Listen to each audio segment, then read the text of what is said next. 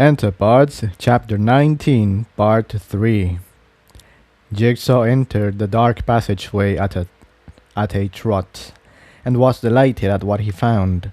A small crack in the wall, just large enough to squeeze through, led to what he assumed must once have been a guard outpost.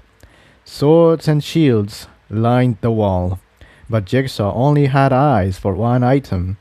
A set of saddlebags sat, dusty and unused, in one corner of the room, and Jigsaw immediately picked it up and flipped it onto his back. Then, as though the act of lifting the bag had jogged his memory, he remembered he had left the parts for the teleporter back at their campsite. Hoping against hope they weren't out of range, Jigsaw lit his horn. Several minutes later, he let out a sigh of relief as the parts came flying in through the crack, landing snugly in his bag. He squeezed his way back through the crack, a difficult task now that he was wearing saddlebags, and continued up the dark passageway. It was grueling work, though not as strenuous as the climb up the mountain had been. The tunnel constantly switched back on itself with a series of platforms that Jigsaw was forced to climb up on. It was almost as though it was a staircase built for giants, but that wouldn't explain the low ceiling. Still, he climbed, and finally, the last ledge led to a beautiful room, something like an indoor garden, though all the plants had long since withered away. An ornate, gem-encrusted silver fountain was in the center of the room, surrounded by comfortable-looking padded benches. Jigsaw gladly lay down upon one of them and began examining the fountain.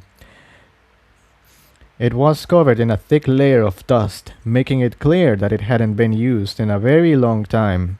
On a whim, Jigsaw focused his attention on the fountain and attempted to see if he could get the water flowing again.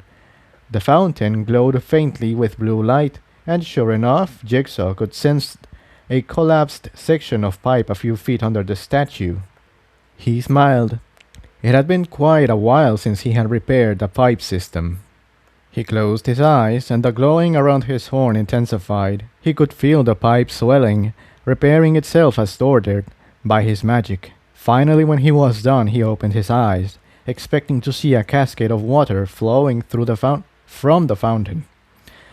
Instead, the ground rumbled and lurched, nearly throwing him off the bench, and a feeble trickle of water spurted from the mouth of one of the silver ponies before it stopped. From somewhere in the distance, Jigsaw heard a shriek. "Who's there?" he shouted, jumping down from the bench. "Jigsaw, is that you?"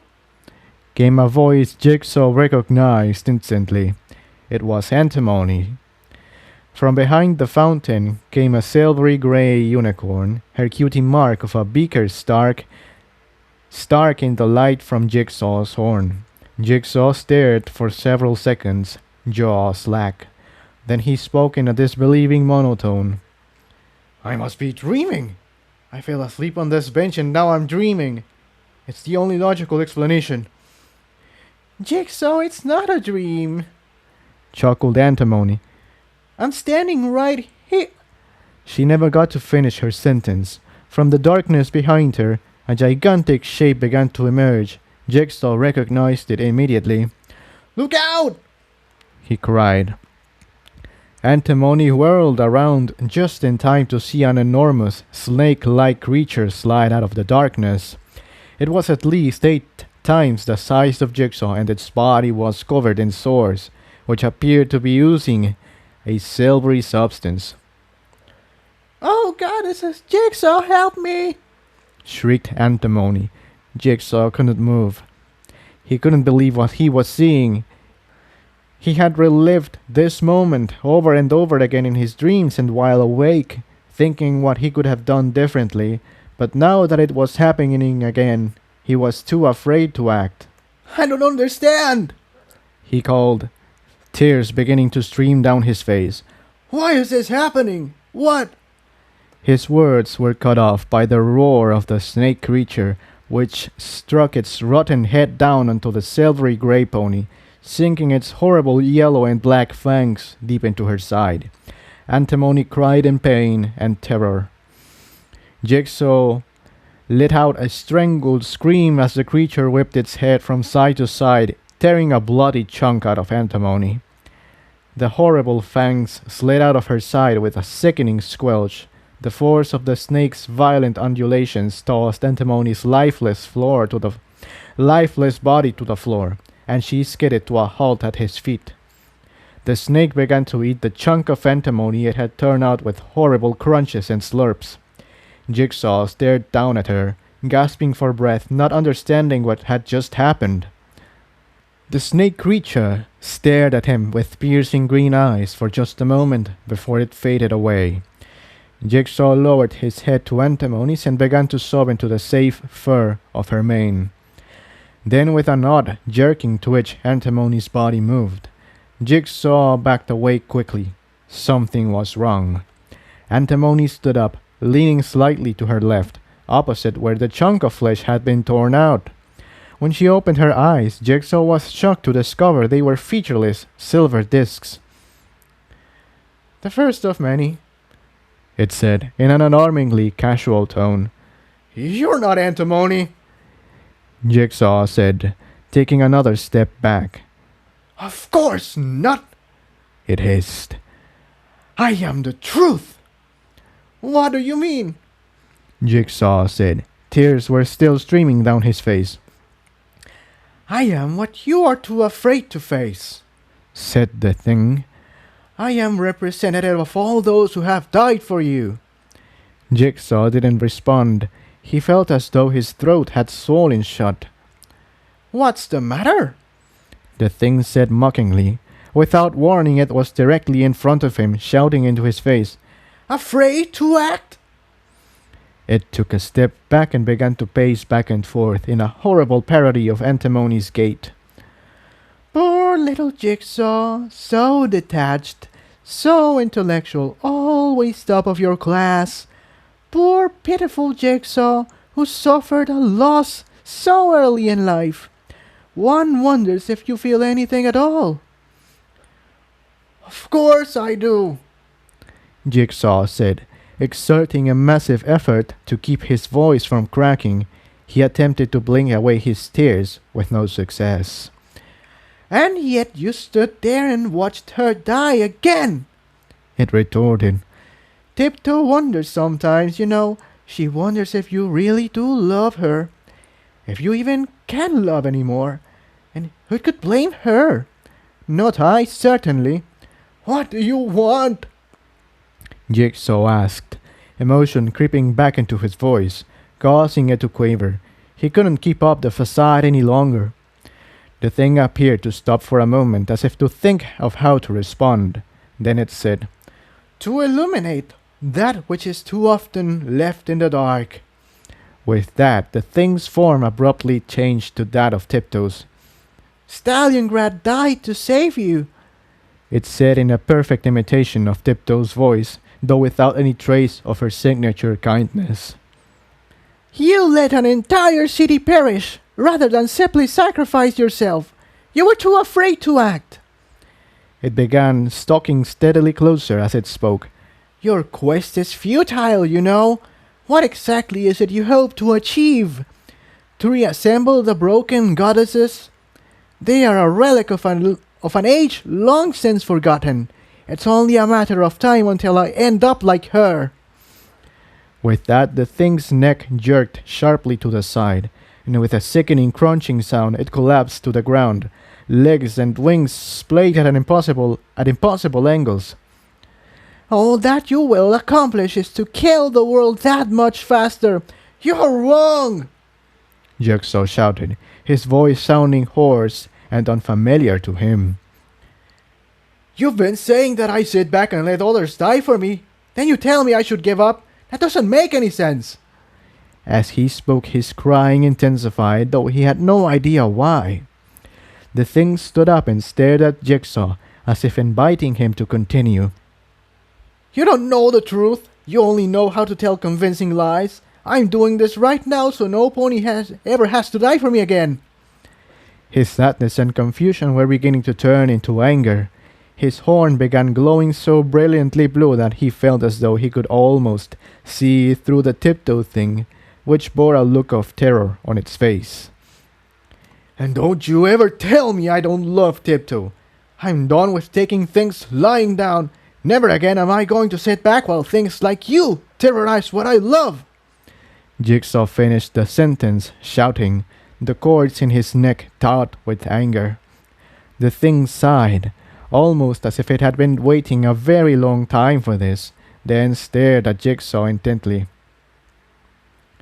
It will do, said the thing, with a finality that did not invite a response from Jigsaw. It began to walk backwards, away from Jigsaw, and he heard the sound of rushing wind again. Then suddenly the wind died down, and Jigsaw recognized the expression on the thing's face, despair.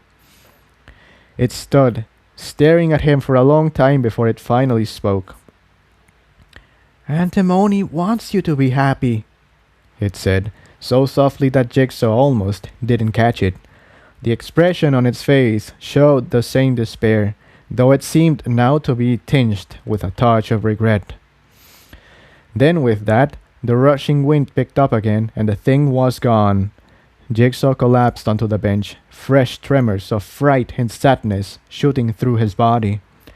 When he finally dried his eyes, he had made a decision in his mind.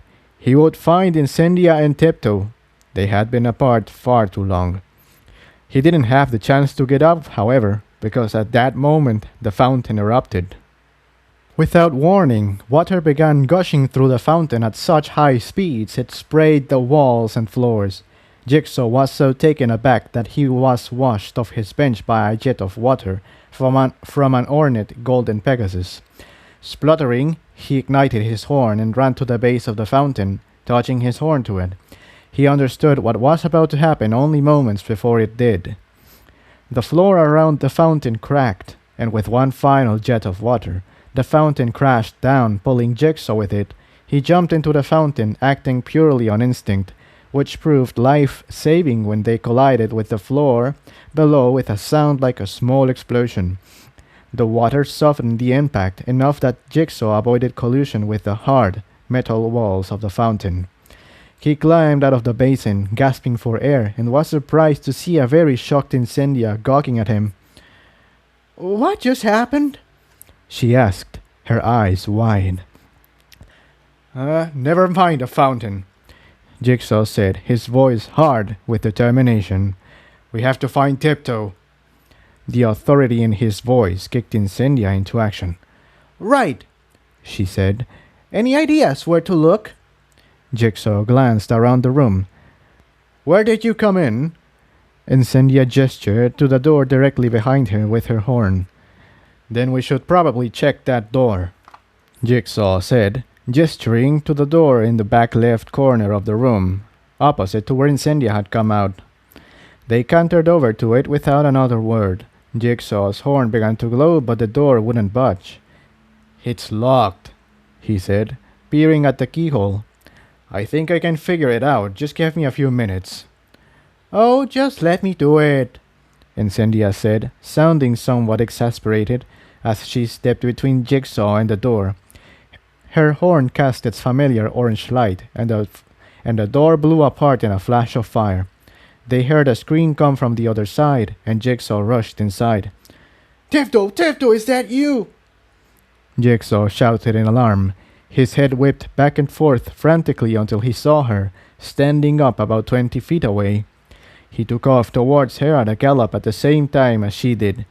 They met in the middle, throwing hooves around each other, sharing a passionate kiss. I'm so sorry, Jigsaw exclaimed as they broke apart. I should never have said that we should split up. I'll never leave you alone again. Once more, tears were flowing, but these were tears of joy, tears of relief. I don't ever want to be apart from you again. There was this creature, and it said the most horrible things, and... I know, Jigsaw said soothingly. I know. I love you, Jigsaw, Tiptoe said. The note of pleading in her voice was unmistakable. I love you too, Tiptoe, Jigsaw said resolutely, staring steadily into Tiptoe's eyes. Don't ever doubt that. And with that, they kissed again. And Cynthia turned away when she saw this, feeling flustered. This wasn't a moment meant for her. Another pang of loneliness shot through her, at least until a pair of hooves closed around her neck, taking her completely by surprise. She looked up to find that Tiptoe had rushed over and embraced her. It was too much for Incendia to take. She began to cry again for the life that she had lost, for long lost loves, and for the future. After several moments of hesitation, Jigsaw also placed a hoof around Incendia's neck. She didn't think she could ever express how much this simple gesture meant to her. They stood together like that for longer than any of them knew. They weren't concerned with the passage of time just then. When they broke apart, Jigsaw was not entirely shocked to see a silvery white orb, just like a miniature moon, floating in the center of the room. It had been the most emotionally trying experience of their lives, but they had found what they were looking for.